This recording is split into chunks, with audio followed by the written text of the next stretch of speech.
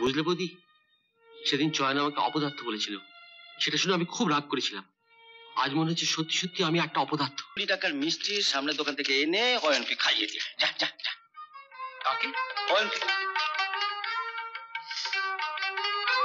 এতদিন পর অয়ন তোমাকে গোল খাওয়ার, তা তোমার স্বামী হিসেবে আমারও তো উচিত ওকে কিছু খাওয়ার।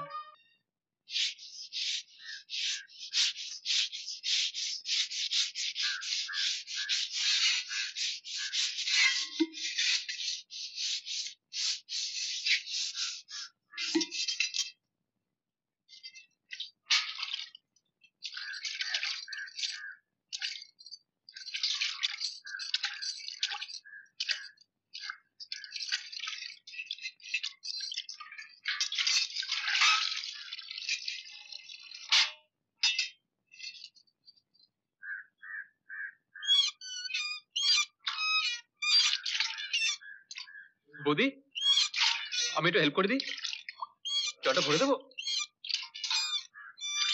কি ব্যাপার বলো তো, কয়েকদিন ধরে দেখছি তুমি আমার সাথে কথা বলছো না, আমার কোনো কথা জবাব দিচ্ছ না। আমি কি কোনো অন্যায় করেছি? তুমি আমার বৌদি, আমি যদি কোনো অপরাধ করে থাকি তো আমায় দুঘা মারো, কিন্তু এরকম ভাবে চুপ করে থেকো না প্লিজ। না, আজ তোমায় বলতেই হবে কেন তুমি আমার সাথে কথা বলছো না। বলো বলো, আমি কি অন্যায় করেছি, তাহলে তোমাকে আমি কাজ করতে দেবো না। কি হচ্ছে কি চয়ন, ওকে কাজ করতে দাও। এই তো এসে গেছে মহিলা নারদ মুনি। যাও না, ঘরে গিয়ে ঘুমাও না। বলো কেন তুমি আমার সাথে কথা বলছো না? দিদি ওকে বলো আমার অনেক কাজ পড়ে আছে। ঠিক আছে, আমিও বলছি জীবনে আর কোনোদিন তোমার সাথে কথা বলবো না। তুমি ডাকতে ডাকতে শেষ হয়ে গেল, তোমার ডাকে আমি সাড়া দেবো না।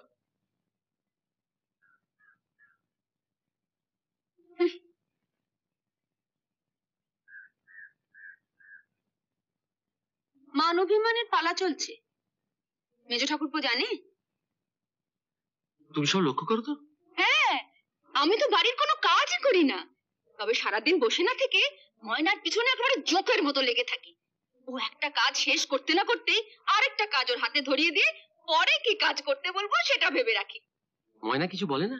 কি বলবে, তবে মাঝে মধ্যে কেঁদে ফেলে, তখন আমার যে কি মজা লাগে না কি বলবো। তুমি ময়নাকে খাটাতে চাইছো আর চয়ন চায় ময়নাকে হেল্প করতে? হ্যাঁ, দেখো না, আজ ময়না কল টিপতে গিয়ে প্রায় পড়েই যাচ্ছিল, চয়ন অমনি ছুটে এসে ওকে ধরে ফেললো। আচ্ছা রাগ হয় কিনা বলো? হ্যাঁ, রাগ তো হবারই কথা। তবে তোমার কথা মতো চয়নকেও কিছুতেই কল টিপতেও দেয়নি, কথাও বলেনি। তুমি একবার চয়ন আর ময়নাকে ডাকো তো, আজ একটা হেস্তনেস্ত করে ছাড়বো। খুব আচ্ছা করে দেবে দুজনকে, ছাড়বে না কিন্তু।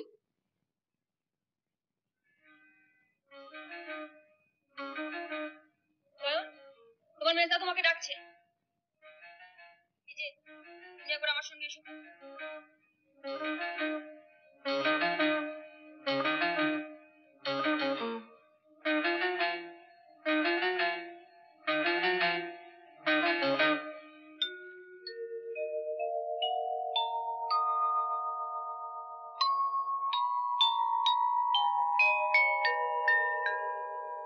বৌদি, চয়ন ওর সামনে আমাকে কি বলেছিল? অপদার্থ বলেছিল। সামনেই তো আছে, জিজ্ঞেস করে দেখো না বলেছিল কিনা।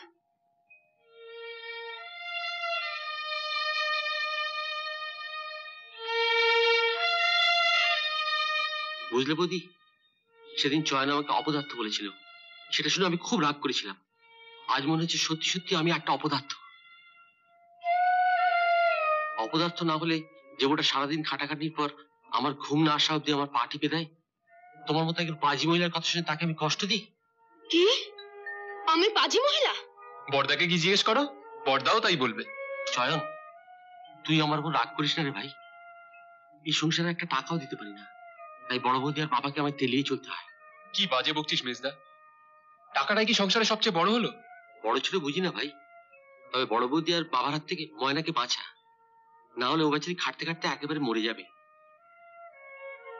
বৌদি, তুমি একটু ঘরে যাও তো, আমি এদের সঙ্গে একটু প্রাইভেট কথা বলবো। না না, দিদি যাবে কেন? দিদি তুমি এখানে বসো।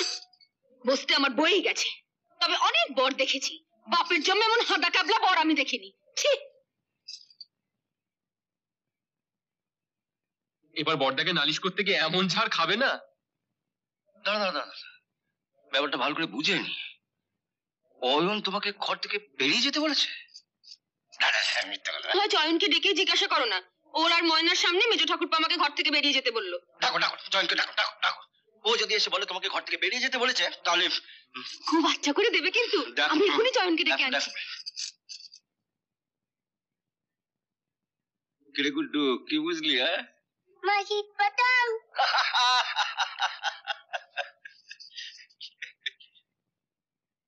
বড়দা ডেকেছো? হ্যাঁ, হ্যাঁ। অয়ন মলিকে ঘর থেকে বেরিয়ে যেতে বলেছে? না না, আমি জানতে চাই ঘটনাটা সত্যি কিনা। হ্যাঁ সত্যি। দেখলে তো, এবার মেজো ঠাকুরপোকে ডাকবো? না না, ওকে লাগতে হবে না, যা করবে চয়ন করবে। নে, চল, চল, নে, নে। ওই 20 টাকার মিষ্টি সামনের দোকান থেকে এনে অয়নকে খাইয়ে দিয়ে যা যা যা। কাকে? অয়নকে।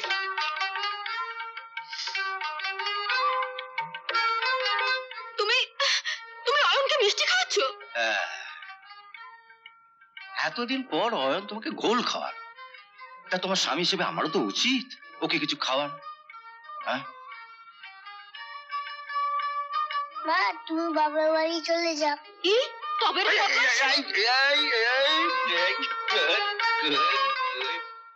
এরকম আরো অনেক সিনেমা দেখতে হলে ডাউনলোড করুন ক্লিক অ্যাপ।